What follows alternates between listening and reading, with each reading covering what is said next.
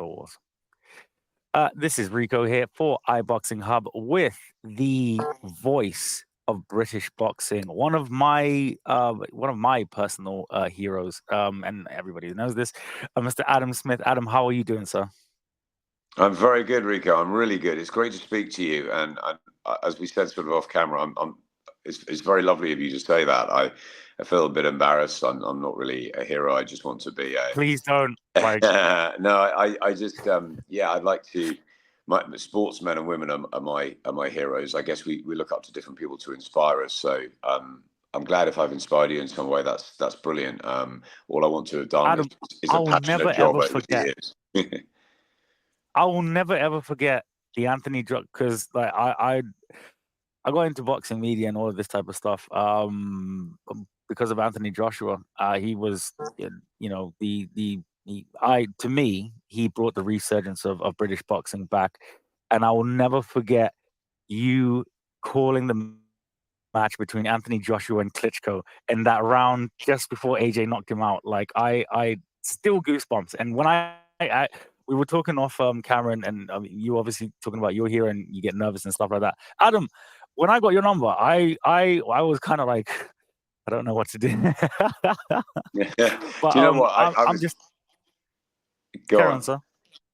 No, I was just saying that yeah, like for me, I grew up loving sportsmen and women. Like they were my absolute heroes. Whether it was Alex Hurricane Higgins, Kenny Dalglish and Sammy Lee, Tommy Hearns, Barry McGuigan, Jockey Wilson in the darts. I had loads. Chrissy Evert on the tennis court, John McEnroe.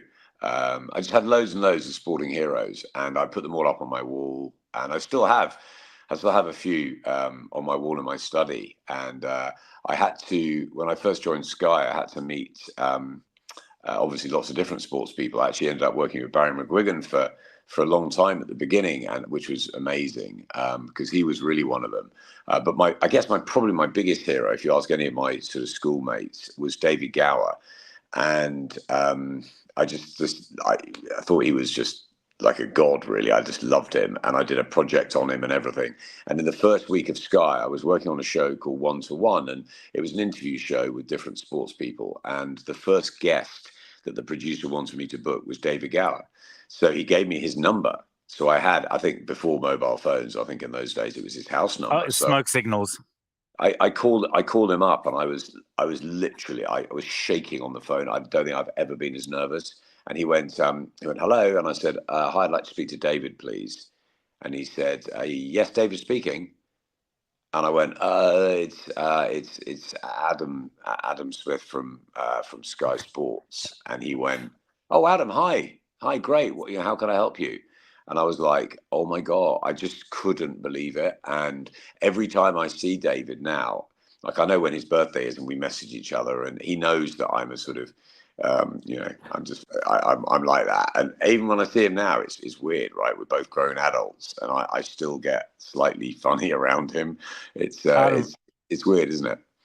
But anyway, thank you so much. That's so kind of you to say that about AJ and Klitschko, and it's probably one of my favorite memories. But if I could have done anything to help anybody, especially people getting into the industry, I talk a lot to Lewis Hart, to Charlie Parsons, to those sort of guys Oscar Beavis, who I've seen come through, and I've always tried to give them time for interviews, and I think that they're doing really well now, and they're flying. And another guy is Jake Meskel, who was at Sky, and he's now sort of running the whole sort of social stuff and the feeds and everything behind the big shows. And he's got a great business called Brain Cut Media. And it's just, for me, it's really brilliant to see people flourish like that you've sort of helped a little bit on the journey. They've done it themselves. It's the dedication, it's the hard work, it's the all-in attitude and the passion for the sport. But I think it's really good that I just love helping people. And I've done it with Savannah Marshall, to see her go from a broken, shy young girl who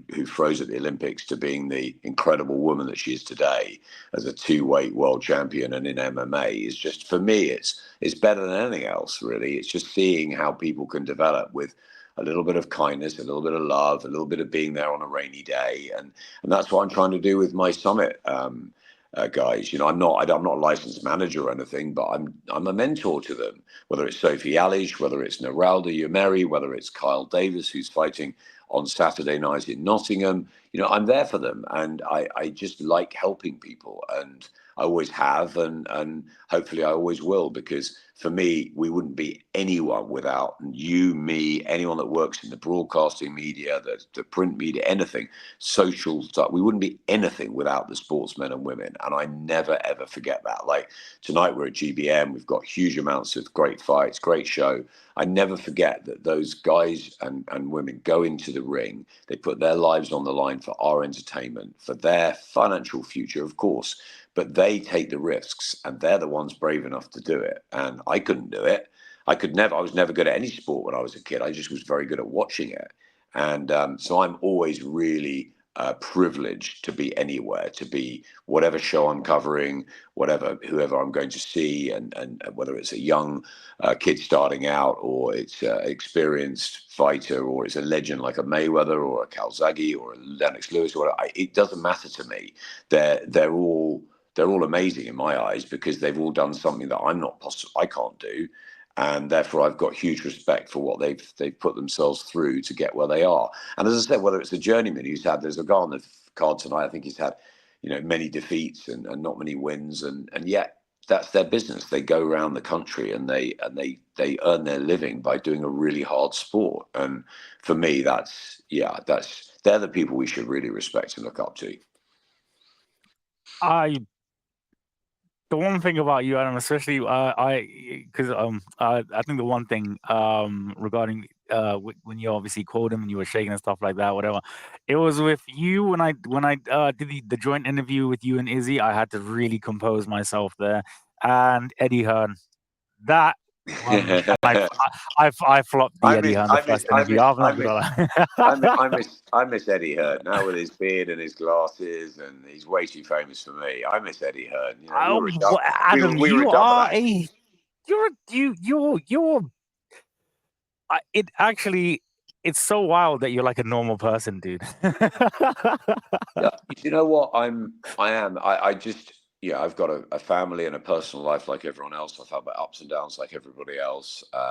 You know, we're all human beings, and we're all trying to make the best. And I think I just count myself very fortunate that when I was 9 years old, I wanted to be a sports commentator, and you know, many decades later, I'm still fortunate enough to do that. I'm doing it tonight, and yes, it's not on in front of 96,000, and yeah, sometimes when I was at Wembley last week, there was a slight feeling of missing out. I wish I could have been behind a mic, but I'm working for different organisations now. I'm enjoying them. I'm in a different place in my life, and it's just a pleasure. It's a privilege to be asked. Izzy asked me way back at the beginning of the year to do a bit of commentary, and I just like, he asked me. That's really kind of him, and I honestly have the same excitement going to a show like tonight, which I think is a really good one, by the way, as I do to going to Wembley last week. And people might find that odd, and people might think, oh, you know, he's not on the big stage as much. But it's not about that for me. It's about helping entertain the public. It's about giving your best. It's about being around fighters, which I love,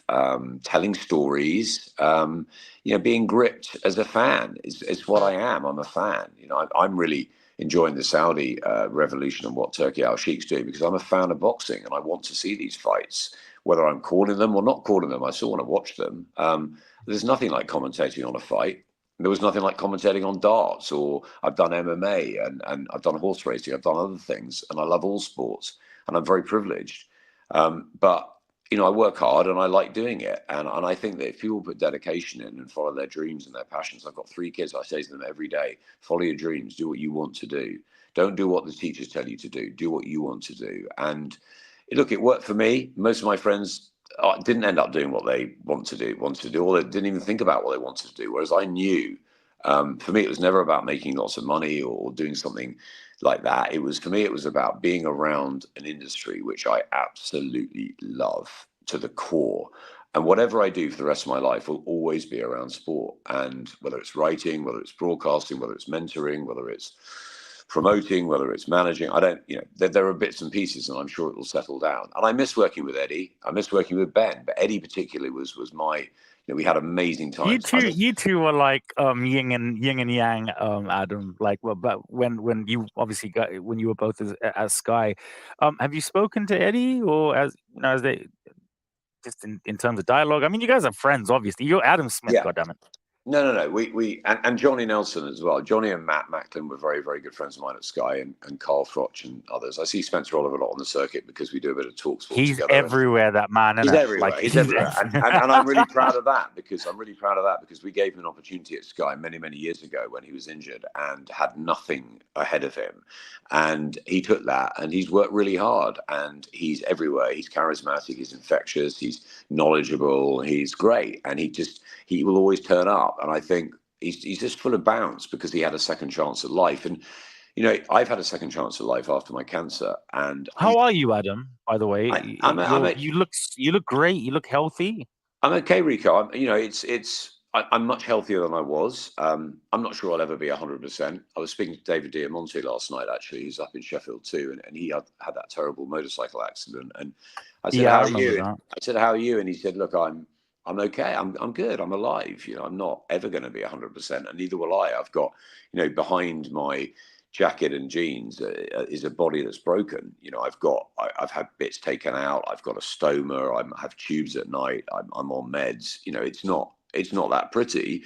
However, I'm alive, and I'm very. You're so positive, grateful. Adam, and no, I'm a great role model, I would say. There's a lot of people that are in a much worse situation, and I help out at my local food bank. My whole sort of perspective on life has been I want to give back more, and that's why I want to mentor. That's why I want to look after the young fighters, because I just feel like I don't know, maybe that's my purpose now, is to help give back because of what I've been through. But it's a different perspective. It's not like, yes, do I feel a little bit on the periphery of those big shows sometimes? And I have to sort of say, okay, accept that, and life's moved on. But the most important thing for me is to be able to help other people now. And that is like helping Izzy, helping Ollie Weingarten, helping Loungers TV out where I do my podcast. It's not necessarily about, I want my podcast to be a massive success. Yeah, I'd love it to be. The Voice of Boxing podcast. Tell everyone where they can find you and your podcast. Adam, yes, it's the Voice of Boxing podcast. We've just gently launched it. It's on YouTube, it's on Spotify, but it's on Loungers TV. And Loungers are an amazing streaming platform that are backing me, run by a fantastic guy called Scott Green. And we'll put the link in the description in this interview, Adam. So thank you. That's great. I really appreciate that. And I don't. They tell me, you've got to mention it. And I don't, because I forget about it. And I enjoy it. I've just started it. I had Hannah Rankin and Tycee Gallagher on the first one. I've done one with Dave Colwell, one with Mitchell Smith, one with Red October. I got Don Charles on. Johnny's on. Johnny Nelson. Got Raven Chapman, I think, coming out this week. Who else I talked to? Tyler Denny, I did one with. I love Tyler. Tyler's my brother. It's been Loons was on. That was good fun. I think I've got Charlie Parsons coming on soon. There's lots of different people. To be honest, he's a good kid, Charlie, man, and I wish him the best. He is honestly, he's a lovely kid. And I don't know. Look, there's different people I've sort of come across, and anyone that's got a great story. I love talking. It's fun, and yes, of course, we want it to do well. But for me, it's about doing things that I love still, and whether it's a podcast, whether it's helping out Ollie at Summit and looking after the fighters with Kyle on Saturday, with Sophie Alish and Nerali Yomari in a few weeks, or whether you've got a star in Sophie, Adam. I think so. That, innit? I think we do. I said it from the moment I met her. I think that we do, and I think that the world is going to, in a year and a half's time, the world's going to know a lot more about Sophie Alish, particularly with Sky and Raven and the whole featherweight division and Karis and a really good one. But Sophie's just got everything. She could be a TV presenter. She could be an absolute star. She's like something else, man. And she's so lovely as well. Big up to Sophie. Shout out to Sophie. Big up to Sophie. But look, to be honest, Ricco, I'm sort of happy. I've got my health to look out for, and I'm not 100%. It is tough. But I'm very lucky, and every day I wake up with a different perspective. I'm grateful to be here. I've got a show tonight. I've got something tomorrow. My eldest daughter I'm picking up in an hour and a half's time. She's coming up to watch the fights tonight. I'm blessed. I'm lucky. I've got 3 beautiful children. They're all going to do different things. My eldest wants to be a criminologist. My middle one wants to make lots of money, and my youngest girl, who's 13, wants to be a Victoria's Secret supermodel. So, everyone's got their bit. She walked down the stairs the other day. She said, "Look at me, I should be on Love Island." I mean, that's your daughter is hilarious. That's right. Yeah. So little Tilly, the 13-year-old, we got trouble ahead with her, I think. But the other two go to school. They've been to school. They've been brilliant. My eldest is in a gap year. Oscar's 17 next week, so we've got his birthday to come, and he's doing really well at school. So look, with what I've been through, they've been through a lot too, and I'm very lucky to come out the other side. I want to say a real thank you to. You asked me about whether I speak to Eddie. I love Eddie. He doesn't answer his phone as much as he used to, but I love him. When I see him, it's great. Frank Smith and I are very close. But I also want to thank Frank Warren and George Warren and Calla and Nissa and Ben and everybody who's been so great to me from the promoting world, welcoming me back, but mainly also to the fighters, whether it's Tyson or AJ or the big names, or whether it's the young fighters you see once in a while or making their waves, the Kieran Malloys, the Shaq Thompsons. I have been inundated with a lot of love, and boxing's a tough place to be. You deserve it, Adam, right? No, there's nothing about that. I honestly, I think sometimes everyone's got their agenda. Everyone wants to make their way in the sport. Everyone wants to look after themselves. Of course, I understand that. But sometimes when the boxing community comes together, and they did for me when I was in hospital, not everyone knew where I was. I didn't tell everybody. I kept off my phones, off social media. But, the closest people to me, did know. Katie Taylor knew, AJ knew, Tyson knew. Eddie knew, Ben knew, some people knew, and Eddie Hearn was one of the first through the hospital doors, and he'll tell you what sort of state I was in. It was life or death. I was in a very, very bad way, and he was one of the many people that helped me get through that time and gave me a lot of love and said, come on, you're a fighter. And I'm really appreciative to that. So I have a very big soft spot for Matchroom, but I've been really, really welcomed back in by Queensbury and by Ben at Boxer. We had a long chat the other day, Ben and I, on the red carpet in Leicester Square. It's great. It's great. Had a big hug with Calla the other day, and I'm working with Izzy, who's just great to be around. So he's something else. You two are a combination. Yeah, well, we're enjoying it. I've said before that it's like the early days with Eddie. You have to talk about the card tonight, though, Adam. Yes. Well, obviously you're on it. Yeah. So look, we got a great card tonight, I'll take my promoter's hat off here for a moment. It's if I just look independently at all I'm not calling it a small hall because we're not. I'm not calling it a big stage. We're in the middle. We're in the middle, sort of middle arena. Adam, your production is incredible. I've never seen your call look so beautiful. Yeah, the production is great, and it looked fantastic last couple of days at the presser and the weigh-in here in Sheffield, and it'll look brilliant tonight at the Cannon Arena. It'll be fantastic. But I think what we're trying to do is Izzy respects Matchroom and Queensbury and Boxer, of course, and he's not quite there. But he wants to be at that table with Turkey Al-Sheikh. He wants to have one of those Josh Padleys, one of those fighters that come through. It could be Shaquille Thompson. It could be a Tiernan Bradley, a Kieran Malloy. Who knows who it will be at the moment? A Niall Berry. Who knows who it will be? But someone will come through and it will happen. But I think at the moment we've got to concentrate on our shows. I think this tonight is the best show we put on yet. I think it is absolutely stacked. I mean, the undercard is great. There's some really good names on there. The likes of Ed Hardy turning professional, the farm boy. I'm really excited about him. Really looking forward to seeing the likes of Kobe McNamara and Jack Bateson, who've got huge support. I really want to get behind Amar Akbar. I think he's got some real potential.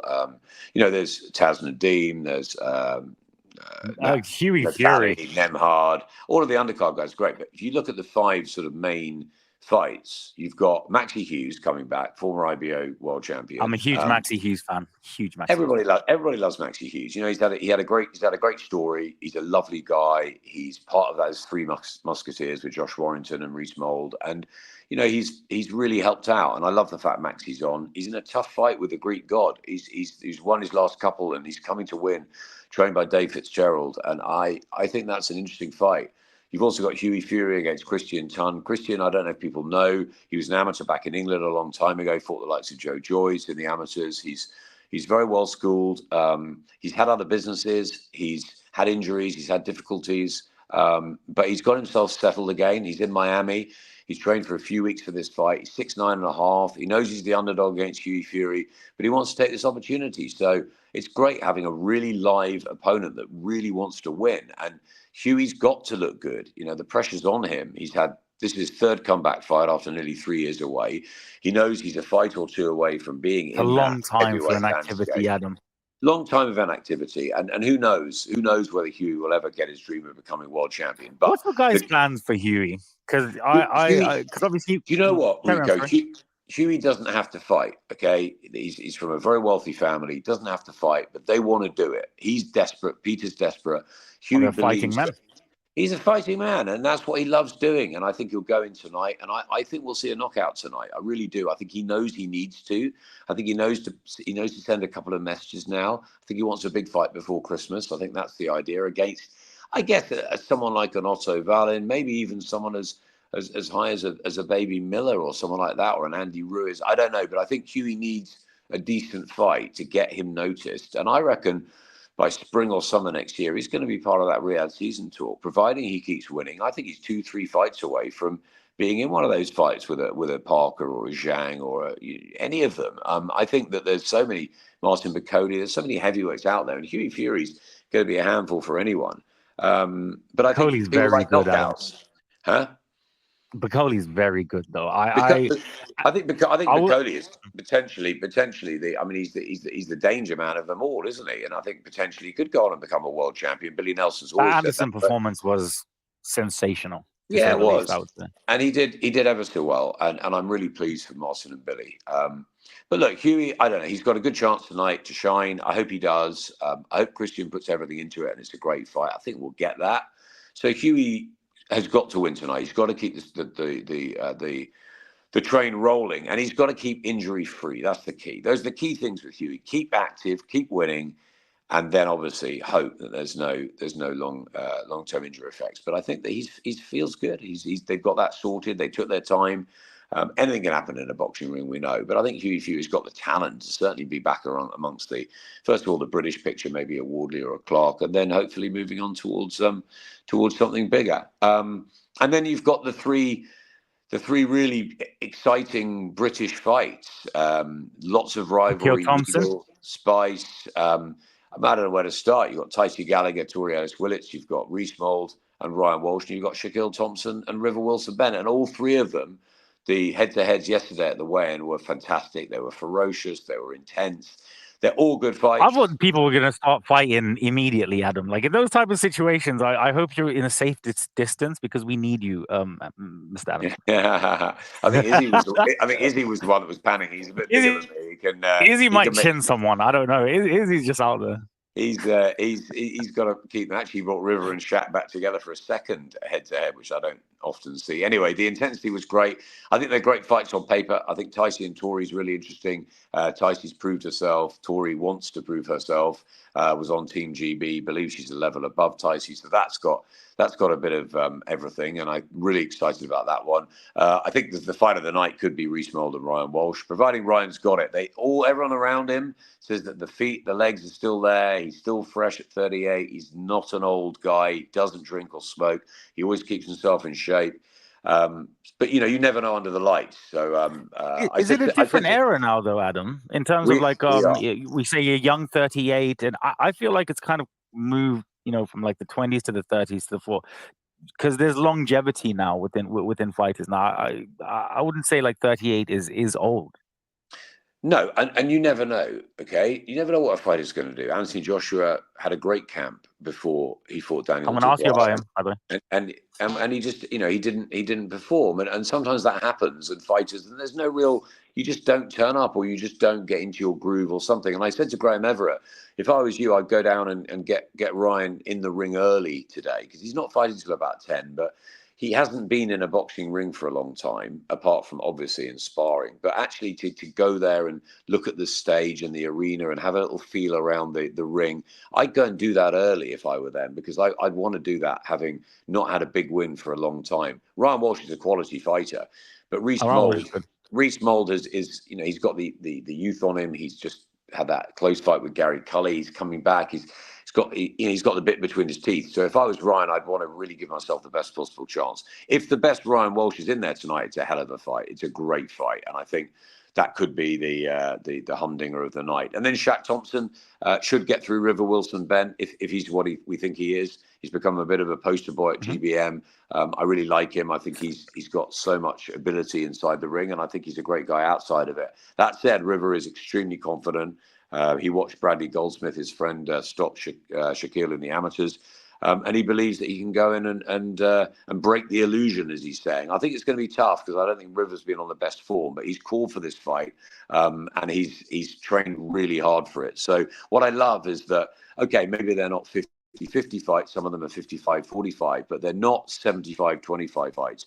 And also the opponents or the B side, if you like, which I hate that word really, because all fighters should have a huge respect, like Daniel Dubois coming out first the other night when he's world champion. No one respected Daniel, Adam. That boggles my mind, right? AJ's the star, but come on, have some protocol. He's the champion of the world, and I think that with River tonight, for example, he's trained really hard for this moment, and he may not be good enough, but if he does, he's probably the biggest test for Shaq so far, and if he does come through it, people should have a lot of respect for him, and if he doesn't, he's given it his all. So I love the fact that we've got live fights tonight, and I think it's going to be a crackling atmosphere as always at GBM. I think the production will look great, and I think all the DAZN viewers tuning in from 5 onwards will love it. We've also got a collaboration as well, because we're helping Matchroom, and we're helping them with our weigh-ins to put that sort of as part of the show. And I think that's really good. We've got Muhammad Ali as a Matchroom fighter on our card, and I think it's really good. I really like Muhammad Ali. That kid is very special. I know he didn't have the greatest performance the last time. When I spoke to him and he told me what was going on and stuff, people really need to watch that one, Adam. And I think you see what I see in that kid. Good. Well, it'll be a great night tonight, I think. Well, I'm looking forward to it. Again, the GBM production.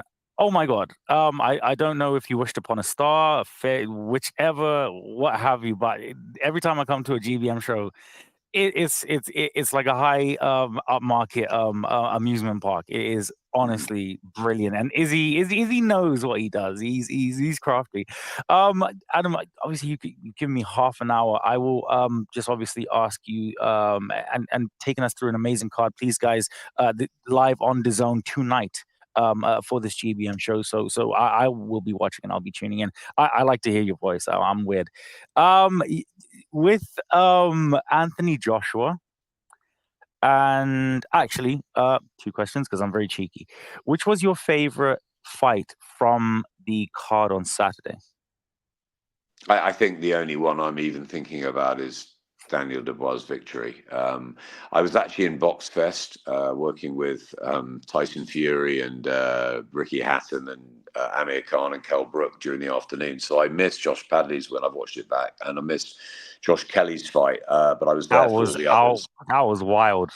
Yeah, I was there for all the others. I think Hamza Shiraz's performance was eye-catching. I thought Joshua Buatsi boxed well, especially. Is he the next one up, Adam, in your opinion, Hamza?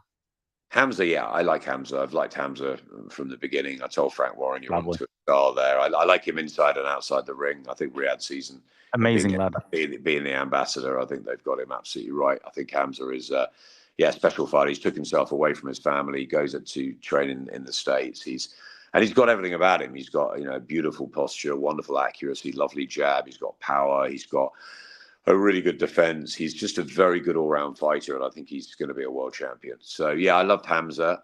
Sad for Tyler Denny, but it's levels. I thought he also looked twice the size of him in there as well. Just everything was against Tyler. He's massive, Adam, for 160. Yeah. I am of the opinion that he needs to get a world title as soon as you can, and then up to 168, because he's definitely got the potential of being a two-weight champion, I think, and. Yeah, it's a bit like Callum Smith. I was always hoping Callum would sort of move up to light heavy a bit before he did, because I think he could have. John Ryder fight told me that he was done at 168. Yeah, but I think he was a sort of super middleweight and a light heavyweight's body for a long, long time, Callum. So it's difficult when you're sort of between weights a bit. You sort of want to win, settle at one, but then your body grows. So I think Hamza will definitely end up obviously as a super middle. But yeah, it's got to be Dubois and Joshua, and I've spoken a lot about AJ this week. I think we need to speak more about Daniel Dubois. I think, look, for me, Daniel. I want to hear what you have to say about everything in terms of the fight, Adam. That's what I would like. Okay. I thought Daniel came to the ring looking really cool. He almost waltzed to the ring. I thought it was fantastic, and I really enjoyed his ring walk, actually, despite it being first. I thought you always look at the AJ ring walks because that's who he is. And they're too long, Adam. If you have any influence, can you just tell people we all have things to do. Yeah, we all have things to do. No, it's an entertainment, right? And normally I'm at ringside, but I was watching for the media box, so actually I got to see the whole thing, and I really enjoyed it. I enjoyed it as a show. And but Daniel looked great, and he got into the ring, and look, he just was ruthless. He had no respect. He got the jab going really quickly. He did when Alexander Usyk started well against AJ in their first.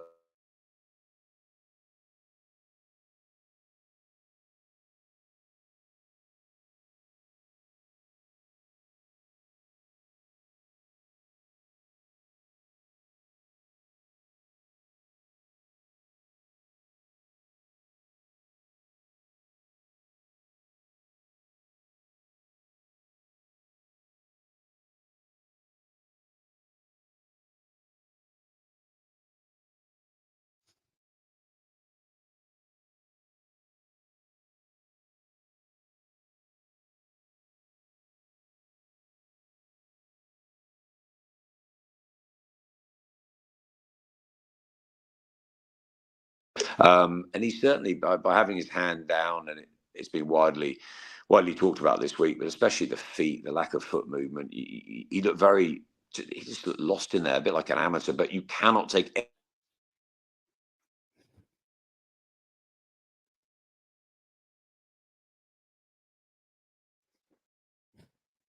Mm-hmm.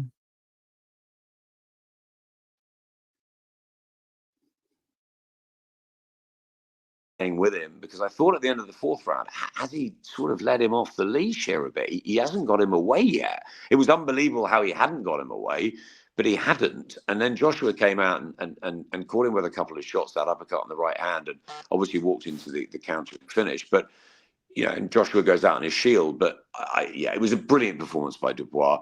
There were no excuses from the Joshua camp. He trained fantastically well. I think Ben and Eddie looked shell-shocked. Was it that jab, Adam? And yes. I think you know the one. Yeah. Okay. It was the jab, and I think people have underestimated it. Also, he shared a ring with him before. I was there when they shared a ring together in Sheffield many years ago. It was very competitive, and I think he always felt... famous spar. You were at the famous spar. Yes, I was, and I. Well, Josh and I had a bit of a laugh about it on Monday before the fight, and maybe he was slightly underestimating Dubois. Maybe he just thought he'd deal with him better. He did. I don't know, because he was saying to me, "Oh, remember the slip in sparring? You were there," and he was laughing a little bit about it, when he sparred with Dubois. But I think, look, a long time ago, big gloves, sparring is very different. I just think this time, I think that Daniel's momentum.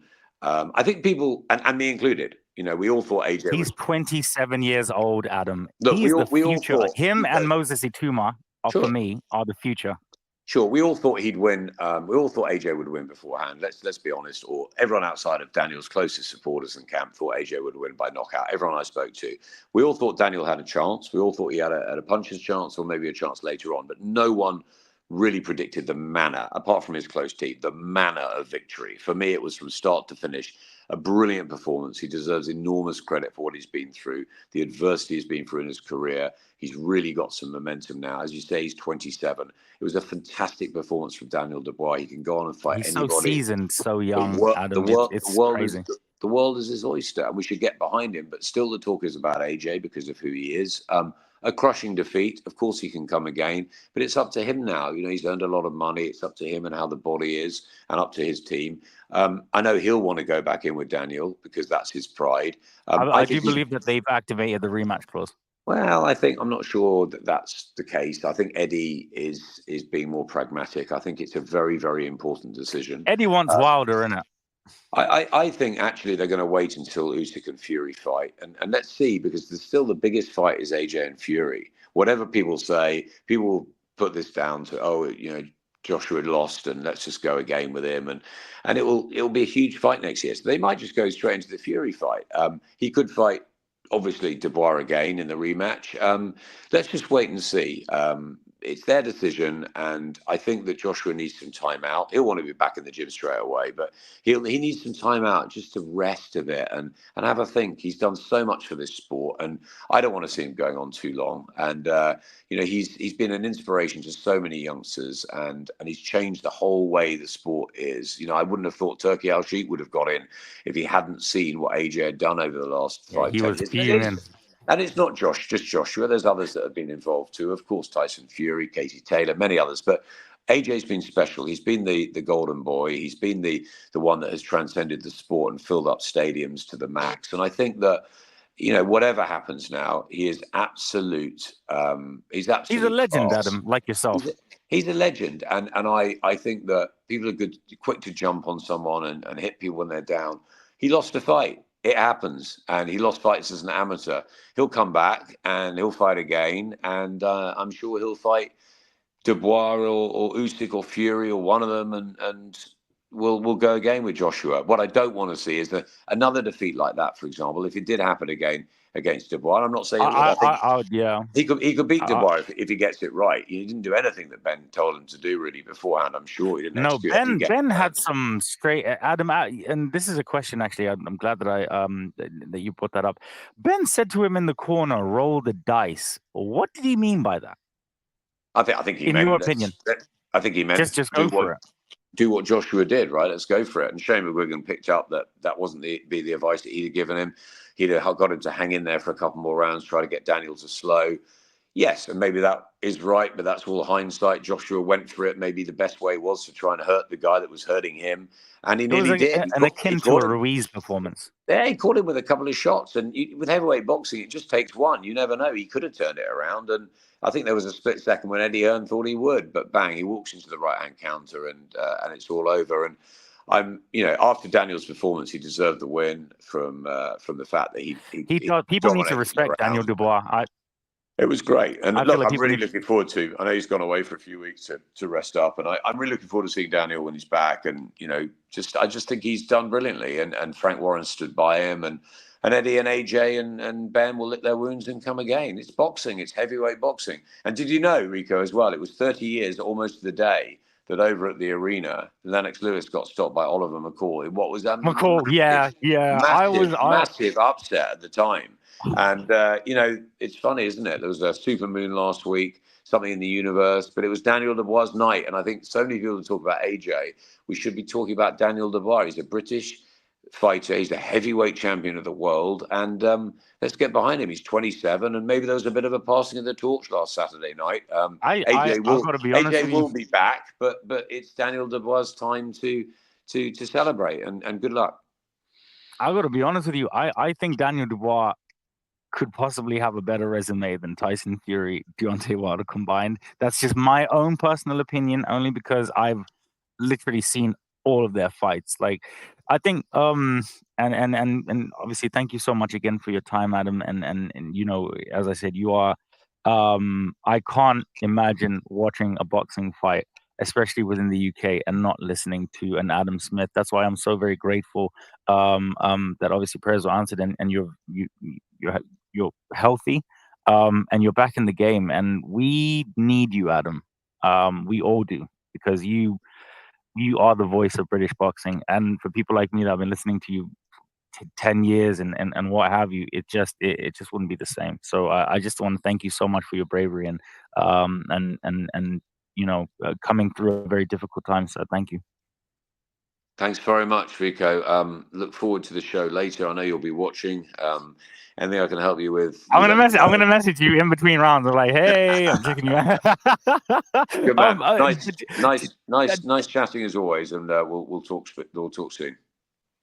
Definitely. Thank you so much, Adam. God bless you, your lovely family. Take care. This has been Ricco Boxing for Iboxinghub with the voice of British boxing. I'm still stoked I get to do cool stuff like this and speak to awesome people like you. So thank you. Thank you again. And have an incredible day, sir. And enjoy the show. I will do. Cheers. Take care.